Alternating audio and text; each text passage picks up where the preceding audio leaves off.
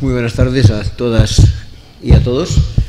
Gracias al Instituto de Estudios Ceutíes y al campus de Ceuta, de la Universidad de Granada, por esta invitación. Especialmente felicidades por haber sabido organizar, ya creo que es por séptima vez, este Congreso Internacional sobre un tema tan importante, un tema neurálgico como es el tema de las migraciones. Sé que la hora es algo intempestiva, les prometo hablar con una voz queda para que el que tenga que reposar lo pueda hacer con facilidad sin entonar demasiadas voces altas. Bien, se trata de hablar un poco de qué es lo que deben hacer, a mi parecer, las ONGs en el tema migratorio. Perdonen que no haga una cosa objetiva, yo explicaré qué es lo que han hecho las ONGs en las que he trabajado durante bastantes años sobre el tema migratorio, lo cual no significa que sea todo lo que tengan que hacer las ONGs. En cualquier caso, es aquello que hemos hecho las ONGs en las que he participado. ¿Sí?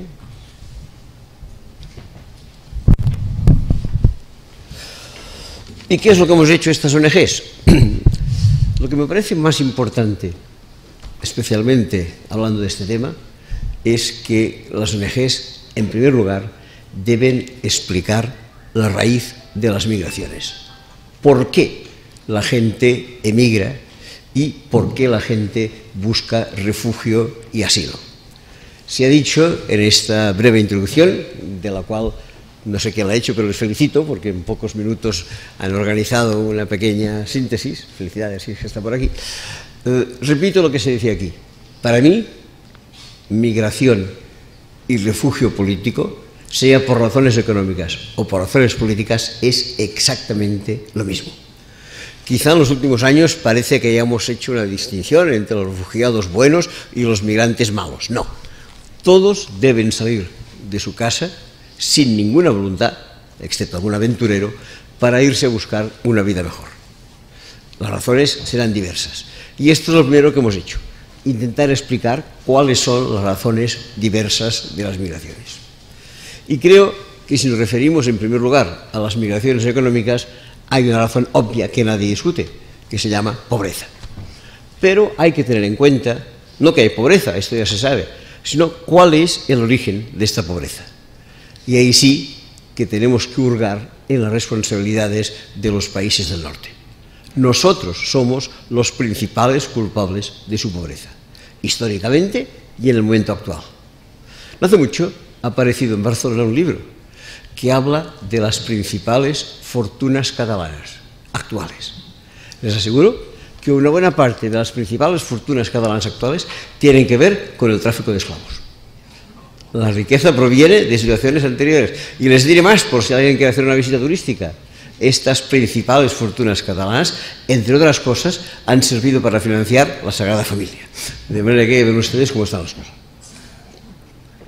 Aquí hay orígenes históricos de esta pobreza que hay que acreditar. El colonialismo, sin duda, ha sido una de ellas. No la única. Hay todavía situaciones que, pese a que oficialmente el colonialismo ha desaparecido, siguen existiendo. Todos saben que hemos hablado con frecuencia, todos los que trabajamos temas del tercer mundo, de algo que nos parece lejano, que nos parece técnico, que se llama comercio injusto. El comercio injusto establece pobreza. Los países del tercer mundo tienen poca capacidad de negociación de los precios de sus productos. No pueden valerse por ellos mismos en el mercado internacional y acaban, estadísticamente está demostrado, vendiendo a bajo precio sus materias primas, mientras nosotros les vendemos a un alto precio los productos elaborados. La gente dice, bueno, hay un problema importante, es el problema de la droga, y si tenemos que identificarlo en un país, mucha gente dirá, Colombia con su exportación de cocaína. Muy bien, ¿por qué Colombia exporta cocaína? Porque mira por dónde, su principal producto de exportación, que se llama café, está pagado a muy mal precio. Y entonces, ¿qué hacen? Buscan remunerar mejor su producción vendiendo coca en lugar de vender café. La culpa no es de Colombia, la culpa es de Nestlé y de todas las empresas que pagan esto a un precio miserable.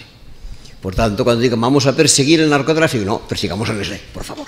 Hagamos las cosas bien hechas. Hay que saber dónde están las responsabilidades. y en el comercio internacional hay bastantes responsabilidades. Y perdonen que a esta hora plácida les genere dolor de cabeza. Nosotros somos también culpables de esta situación.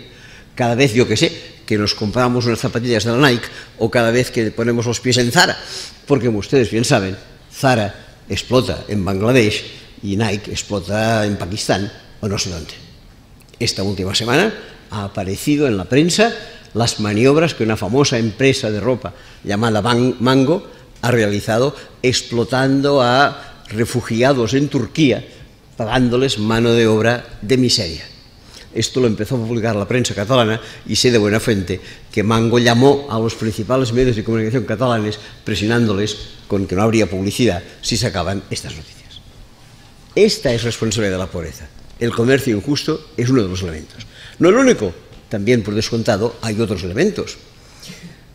En mi ciudad, que es Barcelona, en el año 1995 se celebró la llamada Conferencia Euromediterránea, algo que nos toca muy de cerca. Estamos ahora. Por cierto, primera cosa grave, ¿por qué le llamaban Euromediterránea? Porque que yo sepa, en el Mediterráneo hay 3 continentes, Europa, Asia y África, pero no, le llamaban Euromediterránea, que quede claro quién gobernaba. Pues bien, en esta conferencia Euromediterránea se intentó establecer algo que aparentemente era hermoso, unos planes de desarrollo industrial para la franja sur del Mediterráneo. ¿Saben ustedes en qué se basaron las principales inversiones que la Unión Europea decidió hacer en los países de Norte de África? En 2 productos, gasoductos y oleoductos. ¿Esto servía para algo para el desarrollo de estos países? Ni hablar, servía para acceder nosotros a lo que nos hacía falta. Esta es nuestra responsabilidad. Otra responsabilidad parecida, que también influye en la falta de desarrollo de estos países, deriva, bien lo sabemos, de la falta de tecnología. No pueden desarrollar sus propias industrias, deben acceder a industrias que vienen del extranjero, y estas industrias que vienen del extranjero, les aseguro, que no trabajan en su propio beneficio. No de los países, trabajan en su propio beneficio, el de las empresas. ¿Por qué estos países han de acceder a compañías transnacionales para que les exploten sus recursos? Porque ellos no tienen suficiente tecnología. ¿Cómo se obtiene la tecnología? Con investigación científica. ¿Pueden practicar estos países trabajos de investigación? Difícilmente. Tienen otras prioridades más importantes. No tienen dinero para la investigación. Pero cuidado, aquellos pocos que han hecho carrera universitaria y pueden acceder a la investigación, no acceden a ella. ¿Por qué? Porque producen lo que se llama la huida de cerebros. Se van a otros países a investigar. Les pondré un ejemplo. Creo que aquí hay alguien que proviene de Senegal. Pues bien, en Francia viven y trabajan más médicos senegaleses que en todo el Senegal. ¿Por qué? Porque cuando los médicos senegaleses terminan su carrera, van a un posgrado, a un doctorado, a una especialización en Francia. ¿Y qué hacen? Se quedan allí. ¿Qué significa esto? Que un médico senegalés que se ponga a trabajar, pongamos por caso a los 25 años, los 22, 23 primeros años de su vida académica ha vivido a costa del Senegal. Sea este Senegal su familia o sea este Senegal su gobierno, no lo sé. Y quizás sí que en los 2 últimos años Francia le habrá dado una beca para financiar el doctorado. Hemos formado a una persona, 25 años, 23 años la forma el Senegal, 2 años la forma Francia. ¿Al servicio de quién trabaja esta persona? Al servicio de Francia y no al servicio del Senegal. Entonces acudes a mirar aquellas famosas estadísticas de la Organización Mundial de la Salud que dicen, oiga, ¿cuántos médicos hay por habitante? Y te das cuenta que en Francia hay un médico por cada 300 personas, que es una buena proporción razonable para que los franceses estén bien cuidados, tan solo superada por otra proporción, que también leí en el periódico, según la cual en España hay un bar por cada 130 personas, que también es una manera de estar bien cuidados, aunque de una forma algo distinta. ¿Qué sucede? Que mientras que en Francia hay un médico por cada 300 personas, en Senegal hay un médico por cada 18.000 personas. Pero los médicos senegaleses viven en Francia. Aquí hay responsabilidades nuestras, constantes. ¿Dónde más hay responsabilidades? Bueno, vayamos a otros sitios. Por ejemplo, en un tema muy importante, por lo menos para los economistas es importante, el tema de la deuda externa. Deuda que, por descontado, se ha generado no por culpa de estos países, sino por culpa de sus dirigentes y por culpa de nuestras condiciones comerciales abusivas. Y le estamos cobrando intereses, amortización. Les daré un dato, el único dato.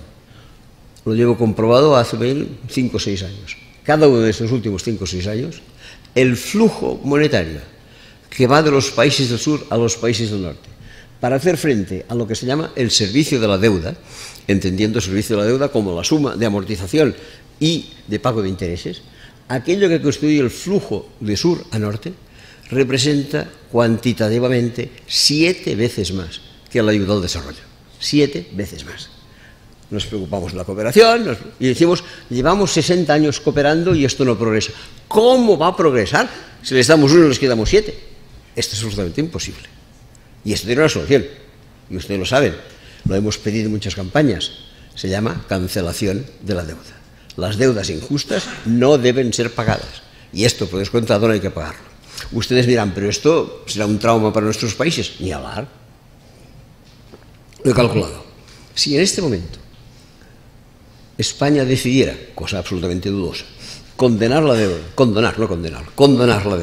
del tercer mundo, debería asumir 2 cantidades. La que el tercer mundo debe al gobierno español o a la administración pública española, también hay autonomías ahí dentro, o la que los países del tercer mundo deben a las empresas españolas. Esto supone, entre ambas cosas, unos 18.000 millones de euros, repartidos más o menos por mitad. 9.000 millones a los bancos, 9.000 millones al gobierno español. En los bancos no podemos intervenir porque de momento todavía no son nuestros, ya lo serán, pero todavía no. ¿Qué sucede? Que entonces hay que intervenir para que sea el gobierno el que cancele la deuda. ¿Puede el gobierno español asumir una cancelación de 9.000 millones de euros sin que nos traumatice a nadie? Por descontado. Ustedes saben que la deuda no es algo que se cancele de hoy para mañana. Está casi siempre establecida en forma de crédito. Un crédito que de promedio, unos más, otros menos, tiene una duración de 10 años. De manera que si el gobierno español asumiera la cancelación de una deuda de 9.000 millones durante 10 años, cada año debería dejar de cobrar 900 millones. ¿Puede el gobierno español digerir el que no le paguen 900 millones? Les daré un solo dato. El sindicato de inspectores de Hacienda que funciona en Madrid y que se llama Gesta ha evaluado el fraude fiscal español en 90.000 millones de euros al año. Solo con que redimiéramos un 1% del fraude fiscal en España, podríamos perfectamente asumir la cancelación de la deuda. No tenemos ninguna voluntad de arreglar el problema de nadie. Hay que decirlo. Este es otro tema. ¿En qué otras condiciones estamos actuando? Permítanme que les diga todavía alguna cosa más. No solo se trata de migraciones, también se trata de refugio, de exilio.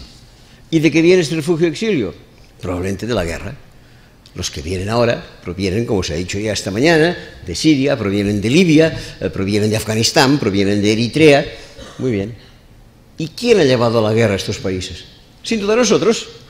Por suerte, acaba de ser descartado de la candidatura electoral del próximo año en Francia un impresentable personaje llamado Nicolas Sarkozy, el cual hace unos cuantos años directamente invadió Libia para ver si de esta manera Francia podía explotar el petróleo de Libia.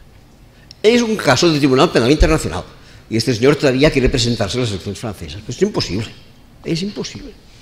¿Qué hacemos? Generamos guerras de esta manera y evidentemente los libios vienen hacia aquí, faltaría más. Pero no solo generamos deuda en este sentido, y ahí también quiero intervenir, generamos deuda y generamos guerra vendiéndoles armas. No sé si se han dado cuenta de una cosa. Los países que tienen guerra no fabrican armas. Y los países que fabrican armas no tienen guerra. Esto es algo bien interesante. Es curioso. Armas, unos fabrican, otros no. Pero también se ha dado el caso de que se ha producido un cierto intercambio. Los países que fabrican armas las venden. Pero los países que tienen droga también las venden. Con lo cual hay un circuito inverso. Armas del norte hacia el sur, drogas del sur hacia el norte. Con lo cual podemos sospechar, aunque no siempre podemos acreditar, que hay armas que se pagan con droga y droga que se paga con armas. Hace unos cuantos años esto llegó a los tribunales llegó a los tribunales norteamericanos. Un intercambio de armas con drogas. ¿Y quién se sentó en el banquillo? Ni más ni menos que funcionarios del Pentágono norteamericano, acusados de haber hecho un pacto con los cocaleros colombianos, según el cual ellos podrían trasladar su coca desde Colombia hacia unos aeropuertos seguros en Estados Unidos, que el Pentágono les facilitaría, y que una vez vaciada la coca que ellos llevaban de Colombia a Estados Unidos, tendrían que cargar con armas que el Pentágono les daría para que de regreso a Colombia las depositaran a medio camino en Nicaragua para alimentar con ello lo que se llamaba en aquel momento la contra nicaragüense. 3 operaciones clandestinas: venta clandestina de armas, venta clandestina de drogas, alimentación clandestina de una guerrilla. ¿Organizado por quién? Por el Pentágono norteamericano, dirigido en aquel momento por un personaje llamado Bob Gates, que no tiene nada que ver con el Bill Gates de la informática, pero que mira por dónde este señor Bob Gates durante 5 años ha sido el secretario de Defensa de un señor, eso sí, premio Nobel de la Paz, llamado Barack Obama. Estas son las circunstancias. Estamos infectando de guerra a estos países y la responsabilidad es nuestra, absolutamente nuestra. Y cuidado, aquí hay que poner un punto y aparte. España tiene grandes responsabilidades en este tema. Miren, en el mundo hay 194 países miembros de Naciones Unidas. Si establecemos estos famosos rankings en renta per cápita, en esperanza de vida, en mortalidad infantil, en alfabetización, etc., de los 194 países del mundo, España ocupa siempre entre el 20 y el 25 lugar. Somos un país privilegiado. De 194 países estamos entre el 20 y el 25 más rico. Pero cuidado, en algo todavía somos más privilegiados: en la venta de armas. Nos situamos casi siempre, no casi siempre, siempre, porque lo he comprobado, entre el país número 6 y el país número 9 más importante vendedor de armas del mundo. Pero con un agravante: somos vendedores de armas no a países, digamos, sin guerra. Si España vendiera muchas armas a Dinamarca, bueno, no estaría bien, pero bueno, se puede entender. Pero es que España, no sé si vende alguna arma a Dinamarca, pero en cualquier caso tengo aquí la lista de los países que han recibido armas en los últimos años procedentes de España. Si la leo, porque tiene que ver con el flujo de exilio y el flujo de inmigración. Si las hemos vendido a Egipto, a Argelia, a Arabia Saudí, a Jordania, a Bahrein, a Turquía, a Libia, a Omán, a Israel, a Qatar, a Kuwait, a Emiratos Árabes Unidos y a Afganistán. Esta es nuestra responsabilidad. Y después, en cambio, nos negamos a la llegada de gente cuya salida la hemos provocado nosotros con nuestras armas. No puede ser, de ninguna manera. Aquí hay responsabilidades. Estos serían un poco para mí los elementos principales generadores de esta inmigración y generadores de este refugio. Eso sí, casi siempre avalados por unos medios de comunicación a disposición de los más potentes, sin ninguna duda. Y les pongo un ejemplo que creo que es bien interesante. El principal periódico de Francia, que no el mejor, se llama Le Figaro. El mejor es Le Monde, como ustedes saben. Bien, resulta que Le Figaro tiene un dueño. Este dueño acaba de salir de la cárcel. Ustedes me preguntarán, ¿y por qué ha salido de la cárcel? Sencillamente, porque estaba. ¿Y por qué estaba en la cárcel? Bueno, pues estaba en la cárcel porque había cometido un delito. ¿Qué delito había cometido? Según se acreditó en su juicio, repito, al dueño del más importante periódico francés, se acreditó que este señor, además de ser dueño del periódico, era alcalde de una población de las afueras de París, una población de la banlieue parisienne llamada Corbeil-Essonnes. Y quedó demostrado que para alcanzar la alcaldía, este señor en la campaña electoral había amenazado a sus rivales electorales, cosa que sucede en cualquier elección, pero les había amenazado de una manera particular, a punta de pistola, cosa que no suele suceder demasiado. Entonces se dieron cuenta de esto y este señor se ha pasado unos meses en la cárcel. Ahora este señor ya ha salido de la cárcel, ha cumplido su condena, y si el señor, puesto que goza de libertad, empieza a caminar un poco, especialmente si camina en dirección norte, mejor que se pare, porque a 180 kilómetros al norte de París hay un país llamado Bélgica. Si el señor entra en Bélgica, entrará en la cárcel inmediatamente, porque lleva años condenado a 9 años de cárcel por estafas que cometió en aquel país. ¿Quién es este señor? Bueno, atención, no es solo el dueño del principal periódico de Francia, no es solo el estafador número 1 en Bélgica, es también el mayor fabricante de armas de Francia, un señor llamado Serge Dassault. Hace los aviones de combate. Este señor, bueno, se dedica a esto y hace un buen negocio. Su padre también se dedicaba a los aviones de combate y también ganó muchos millones. Como que el señor había ganado muchos millones, resulta que decidió que una parte de sus millones los podía dedicar a aquello que ustedes saben, que a veces hacen los ricos y que se llama mecenazgo. ¿Y de quién hizo de mecenas este señor Dassault? El padre, en este caso. Pues de un joven francés, al cual le pagó los estudios, le financió el posgrado, le financió estancias en el extranjero, le financió trabajillos que el hombre encontró al regresar a Francia y después le dijo: ha llegado el momento de espabilarte, gánate bien la vida y si puedes, devuélveme los favores prestados. Estoy seguro que el tal joven le devolvió los favores prestados porque hoy en día no es un joven, es un anciano, según creo, bastante enfermo, llamado Jacques Chirac, durante 7 años presidente de Francia. Esta es la situación. Presidencia, mayores medios de comunicación, mayores fabricantes de armas, lo que ustedes quieran.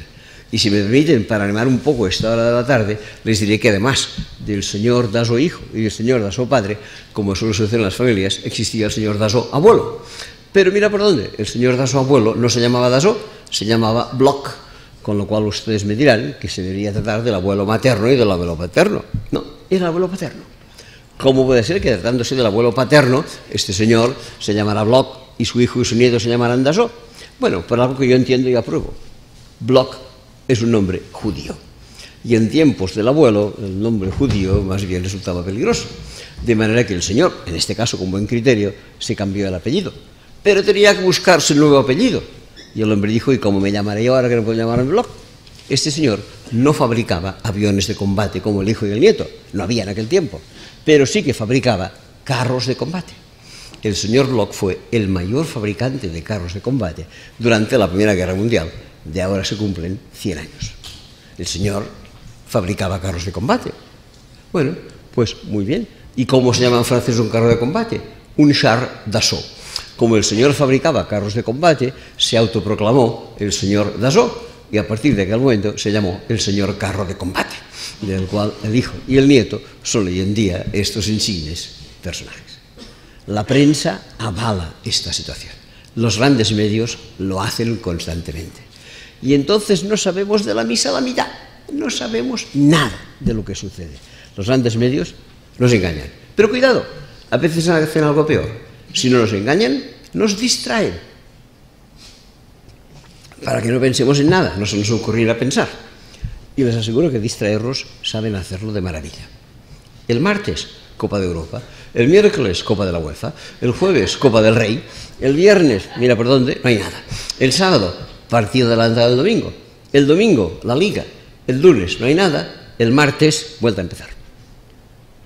Sucedía que quedaba el viernes y el lunes sin fútbol. Aquellos que piensan por nosotros y pretenden que no pensemos nada de nada, decidieron que 2 días sin fútbol resultaban peligrosos. Igual nos quedamos en casa, igual leíamos un libro, algo poco pertinente, y entonces decidieron que lo que se tendría que hacer era distraer a la gente el viernes y el lunes. Y pidieron que creo que se llama la Liga de Fútbol Profesional, que adelantara un partido para el viernes y retrasara otro para el lunes, y así tendríamos información preclara todos los días de la semana. Pero esto que les estoy diciendo tiene un problema, que ustedes lo hacen muy bien, y el problema se llama mes de mayo. En el mes de mayo se termina la Liga, se termina la Copa, se termina la Copa, se termina todo. ¿Y ahora qué hacemos del personal hasta septiembre? Dios santo, igual leen una docena de libros, esto no es conveniente. ¿No? Bueno, pues nada, ¿ya no les podemos atontar? No, ningún problema, les vamos a imbecilizar. Y les aseguro que consiguieron el medio de imbecilización más perfecto que yo conozco, y que se llama Telecinco. A partir de ahí nos tienen a todos absolutamente cómodos. Les aseguro que hay que empezar a pensar de qué manera estamos enganchados, estamos cogidos con esta información. Bueno, pero claro, hay que hacer algo. ¿Qué hacen las ONGs? Por descontado, trabajan intentando, hasta cierto punto, hacer pedagogía para enfrentarnos a esta situación. ¿Qué pedagogía debería hacerse para enfrentarse a esta situación? Algo ya ha aparecido aquí en este resumen magnífico que has preparado. Lo primero que hay que hacer es una primera definición. Todos somos inmigrantes, todos. El otro día leí una estadística referida a Cataluña.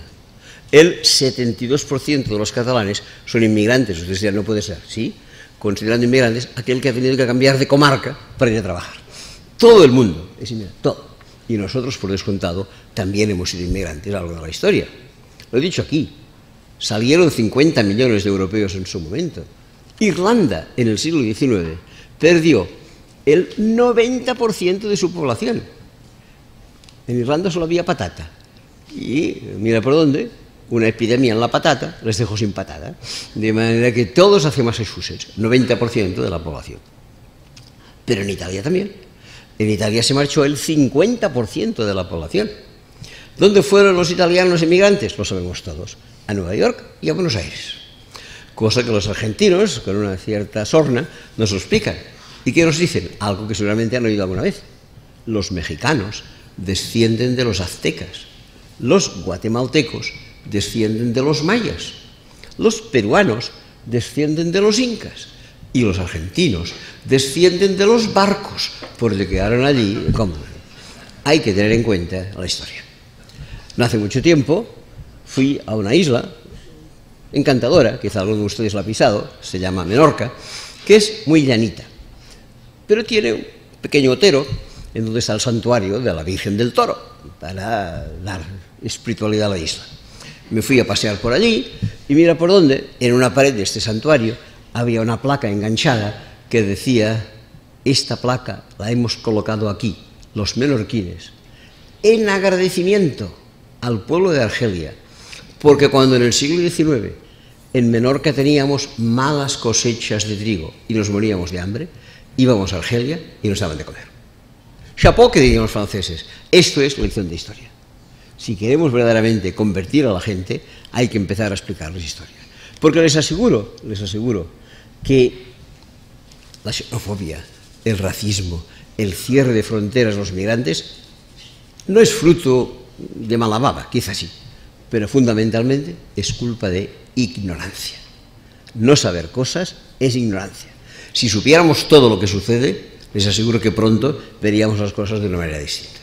Primero, habría que aprender historia. Segundo, ¿qué habría que aprender? Pues por descontado, demografía. También lo apuntaba un poco en este resumen.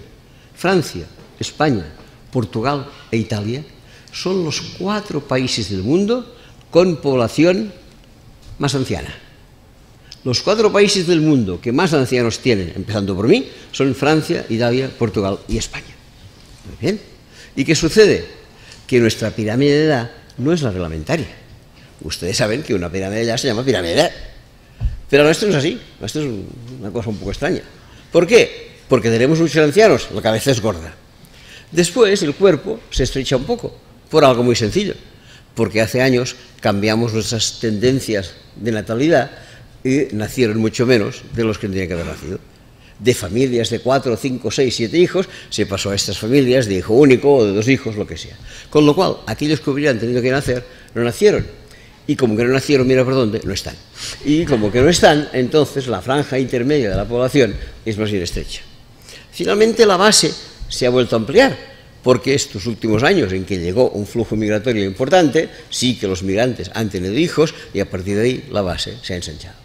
¿Qué sucede? Que esta pirámide es un poco estrambótica, no es pirámide, es algo así, muy exagerado, ¿eh? ¿Y qué sucede? Que en términos económicos la población se divide en 3 edades, la primera edad, la segunda edad y la tercera edad. ¿Qué sucede? Que la más importante económicamente hablando es la segunda edad, que es la que alimenta a los de la tercera edad con las pensiones y alimenta a la primera edad con la educación. Y mira por dónde, allí donde tenemos más necesidad económica es donde menos gente tenemos. Por tanto, ¿qué hay que hacer? Llenar la franja de en medio. ¿Cómo podemos llenarla? ¿Teniendo hijos? Difícil, porque los hijos empiezan a trabajar a los 25 o 30 años. Esto lo hacemos para ahora. ¿Qué significa? Que ha de llegar gente de fuera. ¿Qué sucede? Que, como decía muy bien la Caixa en ese estudio que he mencionado, 250.000 personas harán falta cada año para llenar esta pirámide de población. Recibir inmigrantes no es generoso, es egoísta, porque los vamos a necesitar. hay que tenerlo en cuenta. También hay otro elemento que hay que tener en cuenta. Repito, muy egoísta, muy egoísta. En realidad nosotros no deberíamos pensar en ningún momento en la inmigración por esta razón, pero hay que tenerla en cuenta. Los saldos fiscales de la inmigración nos resultan altamente favorables. ¿Qué significan los saldos fiscales de la inmigración? ¿Qué abonan los inmigrantes a las arcas públicas? ¿Qué reciben los inmigrantes de las arcas públicas? ¿Qué abonan? Cotizaciones a la Seguridad Social si tienen papeles. Impuestos indirectos, impuestos directos. ¿Qué reciben? Sanidad, educación, servicios sociales, ayudas públicas varias. Consulten ustedes, Presidencia del Gobierno, que cada año publica estas estadísticas. Las últimas que he leído nos lo explica muy claramente. El saldo a nuestro favor, incluyendo los gastos que tenemos con aquellos que denominamos sin papeles, suponen a favor nuestro 6.000 millones de euros. No hay que recibir a la inmigración porque sea un saldo favorable, hay que recibirla porque, como se ha dicho en esta sala, y más se dirá, la circulación de las personas ha de ser libre, faltaría más. Pero además hemos de saber que son personas que colaboran a nuestra economía. ¿Qué más hay que saber para seguir en esto? Bueno, pues yo diría algo muy importante. Ahora explicaré algo que sé que 6 o 7 de la sala me lo han oído, pero en favor de los otros lo voy a repetir. La mejor aportación que hace la inmigración, sin ninguna duda, es la aportación cultural. Todas nuestras culturas, todas, son fruto de las migraciones que un país ha ido recibiendo a lo largo de la historia. Como ustedes saben, y además lo oyen por mi acento, yo vengo de Cataluña. Bueno, ¿estamos contentos de ser catalanes? No les diré que no, pero les aseguro que ser catalán no es nada del otro jueves. Es ser un poco fenicio, por cierto, un poco bastante, un poco cartaginés, un poco griego, un poco romano, un poco del Islam, un poco andaluz, un poco gallego, un poco ecuatoriano, un poco magrebí, un poco fruto de todos los que nos han visitado. Ahora se acerca un puente importante, que es el 6 y 8 de diciembre. Ustedes están un poco lejos, pero tampoco tanto, y a lo mejor les apetece darse una vuelta por Cataluña durante esos 8 días. Les recomiendo la siguiente excursión. Cojan un vuelo y vayan a una ciudad espléndida llamada Girona. Cuando pregunten en la oficina de turismo que hay que visitar en Girona, les dirán la judería y los baños árabes. Muy bien. Saldrán de Girona y no muy lejos de Girona se irán a otra población pequeñita llamada La Bisbal, capital del Ampurdán, en donde originariamente se ha bailado siempre la sardana. ¿Y qué es la sardana? Pues una danza de origen bizantino, que nació en Constantinopla y que ha ido evolucionando por el Mediterráneo, haciendo una pequeña paradita en Grecia, en donde se transformó el sirtaki que bailaba Anthony Quinn en el sol del griego, y que después ha continuado hasta nuestra tierra. ¿Qué habrán hecho? Pues mire, ya lo ven ustedes, habrán hecho sencillamente pues, la judería, los baños árabes y una danza bizantina. Con este recorrido se les ha hecho la hora de comer. ¿Qué harán entonces? Irán a comer. ¿Qué comerán? Bueno, pues primero de aperitivo, unas aceitunas típicas catalanas, quizá las conocen, se llaman arbaquinas, que proceden de Siria. Y después, una vez hayan comido las aceitunas arbaquinas, seguramente les darán por postre turrones y panallets. Panallets creo que les llaman ustedes huesos de santo.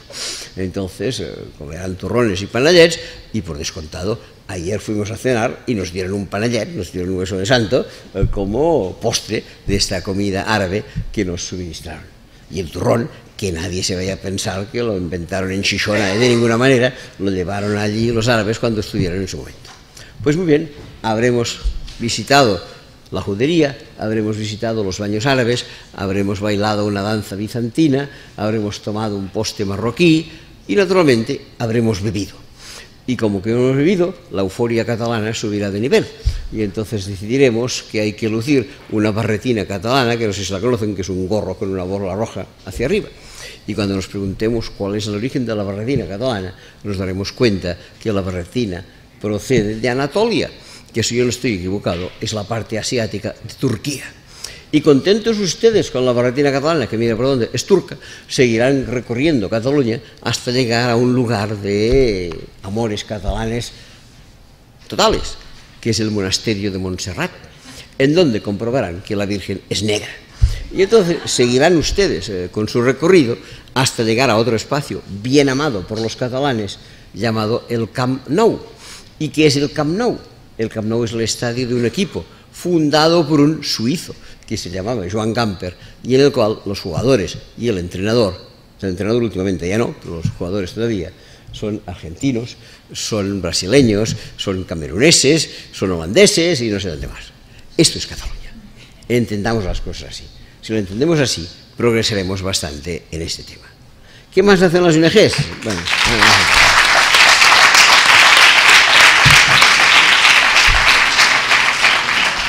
Bueno, ya terminando, pero ¿qué más hacen las ONGs? Sencillamente se dedican a actividades muy importantes. Ha hecho un pequeño cúmulo de acciones, llamémosle, sectoriales. Hay ONGs que trabajan en algo muy importante, que es en la regularización de los inmigrantes o refugiados, también naturalmente buscándoles trabajo. ¿Qué más hacen? Bueno, denuncia.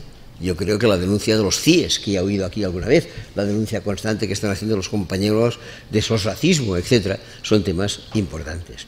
¿Qué más hacen? Acciones de emergencia. Más de uno y más dos y más tres de esta sala habrá visto la gente de los Stop Mare Mortum o del, ¿cómo se llama esto? Open Arms, Proactive Open Arms, que están trabajando en este sentido. Naturalmente también es una acción. ¿Qué más están haciendo? ¿Qué más hay que hacer? Presión para cambiar la ley de extranjería. Presión para denunciar situaciones absurdas e ilegales, como es el Frontex, digámoslo con fuerza. Acciones completamente ilegales. Hay que denunciarlo. Frontex. ¿Qué más hay que hacer? Bueno, pues en su momento empezar a practicar la desobediencia civil. Se ha hablado esta mañana en no sé qué, por lo menos en mi seminario creo que ha salido, esta famosa desobediencia civil en la que tuve suerte de participar en el año 2001, cuando 1.300 personas sin papeles se encerraron en distintas iglesias de Barcelona y no quisieron salir hasta que les dieran papeles. Es quizá mi participación mayor en este tema, porque fui uno de los que hice de intermediario entre las autoridades y el gobierno, a ver si se consiguió. Pero se consiguió que 1.300 personas se negaran a salir de la iglesia hasta que se les dieron papeles, y se les dio. Vale la pena en ocasiones presionar para hacer estas cosas de la manera que se puede hacer. Hay que tenerlo presente. ¿Qué más hay? Pues también pensaba en algo. Quizá empezar a pensar por qué, esto creo que se dijo ayer, no sé si lo dijo el compañero Gómez Castaño, de qué manera hay que empezar a presionar para que se cumplan las normas internacionales. Lo que dice la ONU sobre refugiados, lo que dice la ONU sobre inmigrantes, lo que dice el Consejo de Europa, lo que dice la Organización Mundial de las Migraciones, se lo pasan por el forro. Hay que empezar a tener abogados que denuncien esta situación y que presionen ampliamente para que las cosas sean un poco mejores. Creo que hay que ir en esta dirección. Y por último, ¿qué hay que hacer? Pues finalmente, sin ninguna duda, hay que tomar ejemplo de un personaje que a mí siempre me ha resultado entrañable. Uno de los mejores presidentes que ha tenido África a lo largo de la historia. No sé si ustedes han oído hablar jamás del primer presidente de Tanzania, Julius Nyerere. Este señor, en primer lugar, hizo algo interesante.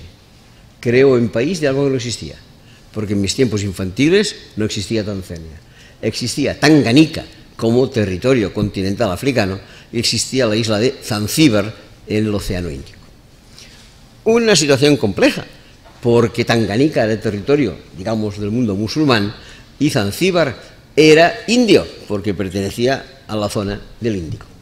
Este señor unificó el país y tiró adelante un proyecto que de momento todavía continúa. Tenía dificultades económicas.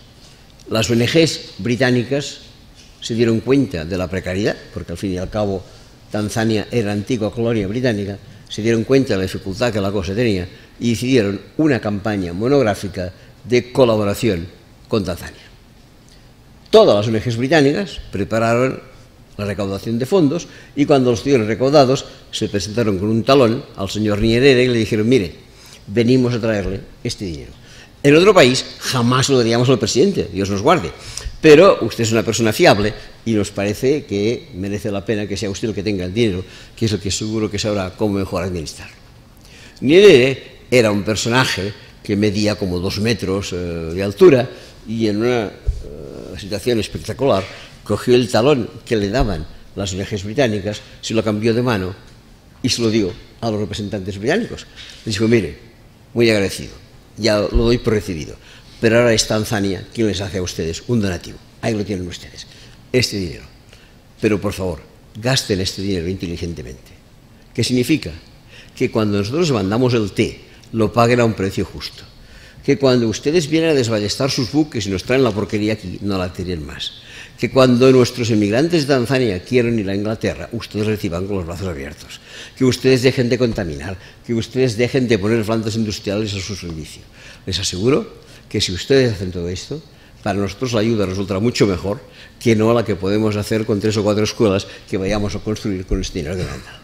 De manera que, adiós y buenos días. Y con eso voy a terminar. Para que el sur cambie, hemos de cambiar nosotros, en primer lugar, y las cosas irán algo mejor. Gracias.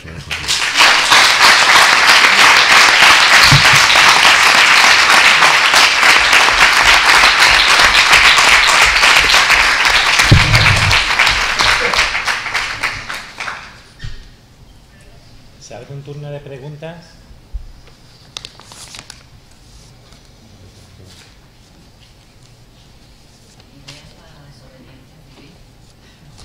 Ideas para la desobediencia civil. Mira, por ejemplo, una de muy importante que vengo practicando, perdonad este pequeño lucimiento personal, desde hace 1982, hace 34 años. Se llama objeción fiscal al gasto militar.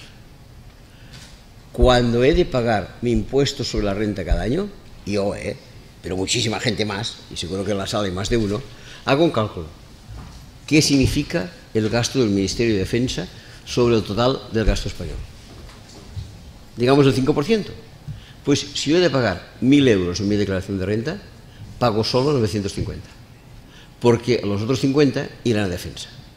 Y en el momento en que hago mi declaración de renta, añado una pequeña cartita diciendo, mire, a ustedes debería darles 1.000 euros. Pero como que 50 se los van a gastar mal, ya no se los daré. De manera que, cuidado, no crean ustedes que me los voy a gastar yo. Estos 50 euros se los he dado a Oxfam Intermono, se los he dado a quien sea, y ahora vengo a Hacienda con mi recibito de 50 euros de Oxfam y con 950 euros. Ya está. Y entonces, ¿qué pasa? Que me persiguen, claro está. Bueno, no pasa, que muchas veces ni se dan cuenta, porque tampoco lo revisan todo. Pero suponiendo que lo revisen tonto, entonces sí que te ponen una pequeña multa. Una pequeña multa que te sale cara, porque te ponen 50 euros y después al cabo de 50 euros, como que no se los pagas, te ponen la prórroga por desobediencia y el gasto de embargo y no sé qué, y al final acabas pagando 100. Es verdad, pero ¿qué les pasaba a los primeros objetores de conciencia en España? Que para no ir 12 meses a la mili se pasaban 3 años en el Sahara. Y las libertades a lo largo de la historia solo se han conseguido arriesgándose. De manera que si queremos que esto desaparezca, hay que hacerlo. Y cuidado, alguna cosa progresa. Tengo un compañero, diputado en el Parlamento de Cataluña, que hizo esto. Dejó de pagar los 50 euros, para seguir un ejemplo, y al final le pusieron una multa de 100. El hombre hizo un recurso, un segundo recurso, un tercer recurso, un cuarto recurso, y ahora, 5 o 6 años después, su recurso ha llegado al Tribunal de Justicia de Cataluña, que es el máximo organismo que puede decidir en esto. ¿Qué le ha dicho el Tribunal de Justicia? Le ha dicho, mire, a usted le imponen que devuelva 50 euros. En lo cual usted no puede objetar nada porque no hay ninguna ley que diga que no hay que pagar el gasto de defensa, de manera que usted ha de pagarlo. Pero los otros 50 euros que le han puesto de multa, de embargo, de intereses, de demora y de no sé qué, no los debe usted pagar, porque Hacienda solo puede castigar a aquel que tiene voluntad de engaño. Y usted no ha tenido en ningún momento voluntad de engaño porque ha llegado con el recibo de Oxfam con la otra mano. De manera que la intención nuestra es decirle a la Hacienda catalana que los 50 se los quede y los otros 50 se los devuelva. Esto se hace en España hace 34 años, pero no sé cuántos contribuyentes hay, pero creo que en toda España lo hacemos 2.000 personas o una cosa por esto. Es un pequeño ejemplo de esta desobediencia. Y esto puede continuar. Acciones personales. Objeción laboral. Hay gente que se niega a trabajar. Cuando hubo la guerra de Irak, España mandó tropas a Irak en buques de la compañía Transmediterránea. 2 marineros de la Transmediterránea dijeron, nos negamos a preparar una guerra. Fueron despedidos, perdieron su puesto de trabajo, pero fueron objetores laborales. Hace unos 10 o 12 años estuve en Zaragoza en una reunión, éramos 1.200 profesores de universidades españolas. Firmamos todos un documento que llamamos documento de objeción científica. Nos negamos, o si tú estabas, nos negábamos a que ninguna de nuestras investigaciones pudiera ser aplicada en el ámbito de investigación militar. En la Politécnica de Cataluña hay un grupo de profesores que hace años que lo vienen practicando. Si llegan a la conclusión que de su investigación algo irá para la guerra, se niegan, se declaran objetores científicos.